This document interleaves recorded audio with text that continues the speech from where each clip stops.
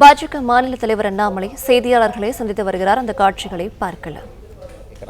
தேசிய கொடியை வாகனத்தில் எடுத்துச் செல்ல வேண்டும். குறிப்பாக பிரதமர் அவர்கள் 13, 14, 15 ஆகஸ்ட் மாசத்துல எல்லோருடைய வீட்டிலும் தேசிய கொடியை நீங்க ஏத்துங்க அப்படிங்கிற ஒரு அன்பு நம்ம கிட்ட ஒரு அன்பாக வேண்டுகோள் விடுத்திருக்கிறாங்க. கடந்த 2-3 ஆண்டுகளாக மிகப்பெரிய ஒரு சோசியல் மூவ்மெண்டா மாறி இருக்கு. இன்னைக்கு தமிழகத்திலும் கூட அவேர்னஸ் ஏற்படுத்தணும். எல்லா மக்களுக்கு தெரியாது, ஏன்னா எல்லாருமே பேப்பர் டிவி பாக்குறது இல்லை. சில பேருக்கு தெரியாம இருக்கும். ஒரு பைக் ராலியில தேசிய கொடியோடு போகும் பொழுது மக்கள் கேட்பாங்க, எதுக்கு தேசிய கொடியோட போறாங்க? ஆகஸ்ட் 15க்கு முன்னாடி பிரதமர் சொல்லியிருக்காங்களா? அந்த மெசேஜை பாரதிய ஜனதா கட்சி ஒரு பொதுப்படையாக இதை செய்ய வேண்டும் என்கின்ற ஆரம்பம் இந்தியா முழுவதும் நடக்குது. தமிழ்நாடு மட்டும் இல்லைங்கண்ணா, இந்தியா முழுவதும் நடக்குது. ஆனா இங்க உங்களுக்கு தேசிய கொடினாவே பிரச்சனையே. திமுக காரங்களுக்கு தேசிய கொடினாவே பிரச்சனை. இது பாரதிய ஜனதா கட்சி கொடியே இல்லை, கட்சி பேரணியே இல்லை. தன்னார அமைப்புகள் எல்லோரும் வர்றாங்க. வண்டி இருக்கும், தேசிய கொடி இருக்கும், தேசிய கொடி பேரணி. மக்களுக்கு இதன் மூலமா அவேர்னஸ் உருவாக்கணும். எல்லா வீட்லயும் தேசிய கொடி. ஆனால் திராவிட முன்னேற்ற கழகத்தினுடைய அரசு அவர்களுக்கு தேசிய கொடி பிடிக்காது என்பதை எப்படியெல்லாம் காட்டுறாங்க பாருங்க. இன்னைக்கு வாகன பேரணியினுடைய அனுமதி மறுப்பு மூலமாக மறுபடியும் அவங்களுடைய கோபத்தை காட்டுறாங்க. இது நார்மலா பார்த்தா அரசு பண்ணணும், இது முதலமைச்சர் பண்ணணும்.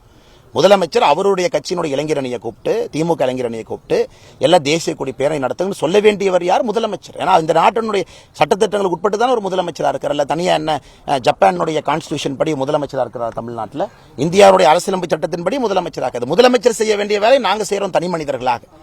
இதற்கு அவர்கள் காட்டக்கூடிய வெறுப்பு எப்பவுமே காட்டுறாங்க. ஆனா இந்த முறை பெரும் ஒரு ஆச்சரியம் அளிக்குது. பாரதிய ஜனதா கட்சியுடைய வாகன பேரணி அனுமதி மறுங்க, நோ ப்ராப்ளம், இட்ஸ் ஓகே.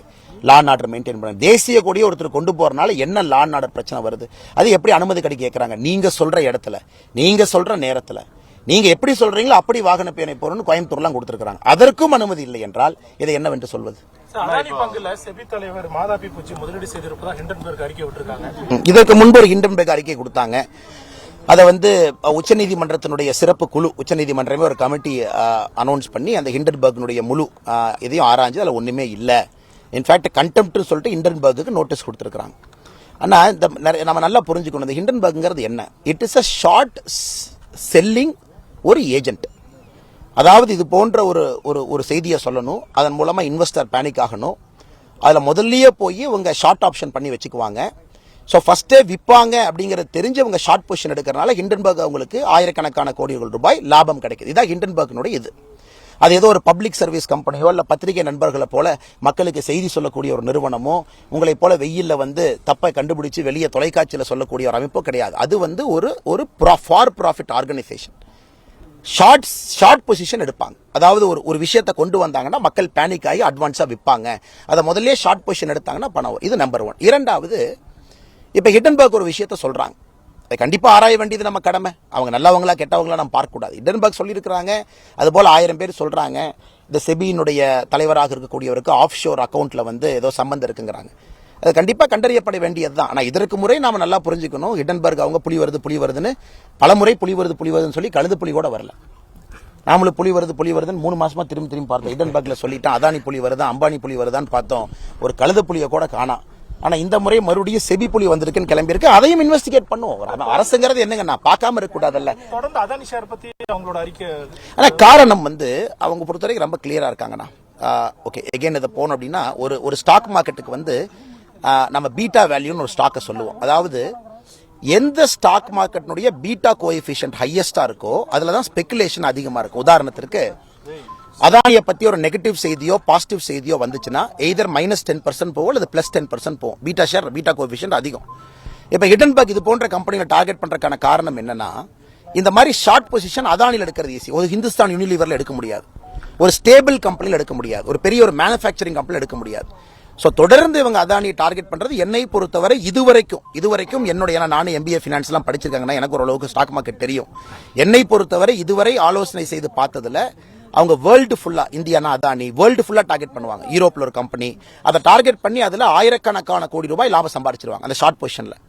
அதனால நான் ஏற்கனவே சொன்னது போல இதுவரை அவர்கள் சொன்னது பொய்யாக இருந்தாலும் ஒரு அரசனுடைய கடமை சொல்லிட்டீங்க, மறுபடியும் செக் பண்ணுவோம்.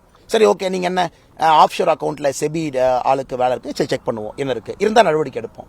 சோ அதற்காக இதுவரை ஹிண்டன்பர்க் சொன்னதெல்லாம் பொய், இதற்கு நாம காதை பொத்திக்கிட்டு நம்ம நடவடிக்கை எடுக்க போறது இல்லைன்னு யாரும் சொல்லீங்கன்னா, moment they make an allegation, responsible government அப்படித்தான் நம்ம பண்ணோம். செபி மேல வச்சாங்க, செபி இதற்கு முன்பு அதானி இதுக்கு அவங்களே இன்வெஸ்டிகேட் பண்ணாங்க. செபி மேல நம்பிக்கை இல்லைன்னு காங்கிரஸ் சொல்லுச்சு. சுப்ரீம் கோர்ட் ஒரு கமிட்டி போட்டாங்க. சுப்ரீம் கோர்ட் கமிட்டியிலே தப்பில்லைன்னு வந்துச்சு. அதனால் நண்பர்களுக்கு, பத்திரிகை நண்பர்கள் நான் சொல்ல விரும்புவது என்ன, இவர்கள் ஒரு என்ஜிஓவோ அல்லது தன்னார்வ குழுவோ அல்லது இங்க இருக்கக்கூடிய அமைப்புகளோ கிடையாது. இவங்க இன்டர்நேஷனல் லெவல்ல ஃபார் ப்ராஃபிட் கம்பெனி. அதுதான் அதை மக்கள் நல்லா புரிஞ்சுக்கிட்டாங்கனாவே அவங்க பார்வை இதுல மாறிடும். வருகின்ற காலத்தில் இது போன்ற நிறைய தாக்குதல் இந்தியா மேல தொடுப்பாங்க. A strong India is bad for many global country. ஒரு வலிமையான பாரதம் உலகத்தில் இருக்கக்கூடிய பல நாடுகளுக்கு அச்சுறுத்தல். பாரதம் வலிமையாக இருக்கக்கூடாது என்பதற்காக உலக அளவில் பெரிய சதி நடக்குது. அதுல இதுவும் ஒன்றாக பார்க்கின்றேன். இதை நான் சொன்னாலும் அவங்க சொல்ற அலிகேஷனை செக் பண்ணணும் அப்படின்னு நான் சொல்றேன். ஆனா இப்போ தமிழக நீங்க வந்து இந்தியாவை தவிர நீங்க எங்க வழக்கு போட்டாலும் நாங்க சந்திக்க தயாரா இருக்கோம். என சுப்ரீம் கோர்ட் இருக்கு. சுப்ரீம் கோர்ட் வந்து ஒரு கமிட்டி போட்டு செக் பண்றாங்க. இந்தியாவை தவிர நீங்க வழக்கு எங்க போட முடியும்? இவனா இன்டர்நேஷனல் கோர்ட் ஆஃப் ஜஸ்டிஸ் எடுத்துட்டு போற அளவுக்கு இவங்க பெரிய அமெரிக்காவுடைய ஜனாதிபதியா? இல்ல அவங்க வந்து இப்படியே அவங்க பில்டப் கொடுத்து மீடியால ஸ்பெகுலேட் பண்ணி பெரிய ஆளா வந்துருவாங்க. இந்தியாவுடைய highest court supreme court of India. அது மேல நம்பிக்கை இல்லைன்னா ஹிடன்பர்க்காரனுக்கு இந்தியா என்கின்ற வார்த்தையை பயன்படுத்துறதுக்கே அருகதை கிடையாது. உனக்கு என் நாட்டு மேல மரியாதை, என்னோட உச்சநீதிமன்றத்தின் மீது உனக்கு மரியாதை இல்லைன்னா எதுக்கு என் நாட்டு? நீ என் நாட்டை பத்தி பேச எல்லா உரிமையும் இருக்கு. ஆனா பாதிக்கப்பட்ட பார்ட்டி அவங்க லீகல் ரிகோர்ஸ் போகும்போது என்னுடைய உச்சநீதிமன்றத்தை அரசாங்கத்தை நம்ப மாட்டேன். ஹிடன்பர்க் பாருங்க, கவர்மெண்ட் நோ, செபியை நம்ப மாட்டாராமா, உச்சநீதிமன்றத்தை நம்ப மாட்டாங்களா? யாருங்க நீங்க நம்புவீங்க?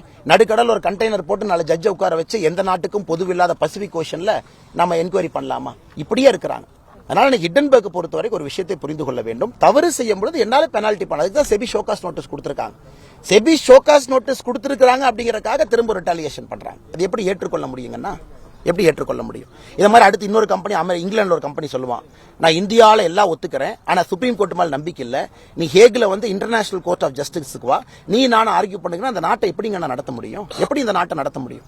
நம்முடைய நாட்டின் மீது நீ அவதூறு பரப்ப பிரச்சனை இல்லை, ஆனா அவதூறு பரப்பப்பட்ட ஆப்போசிட் பார்ட்டிக்கு ஒரு லீகல் ரிகோர்ஸ் இருக்கு நம்மள. அப்ப உச்சநீதிமன்றத்தை தவிர வேற ஹையஸ்ட் கோர்ட் என்னங்க இருக்கு?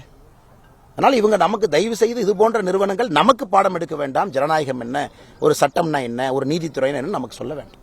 ஐயா வந்திருக்கிறாங்க மலேசியால இருந்து, நம்ம நாட்டின் மீது ஐயாவுக்கு மரியாதை, மலேசியா நமக்கு மரியாதை, பரஸ்பரம் எல்லாம் ஒன்னா இணைகிறோம். அந்த பரஸ்பர மரியாதை இருக்கணும். அது இல்லைன்னா எப்படி வேலை செய்யறது?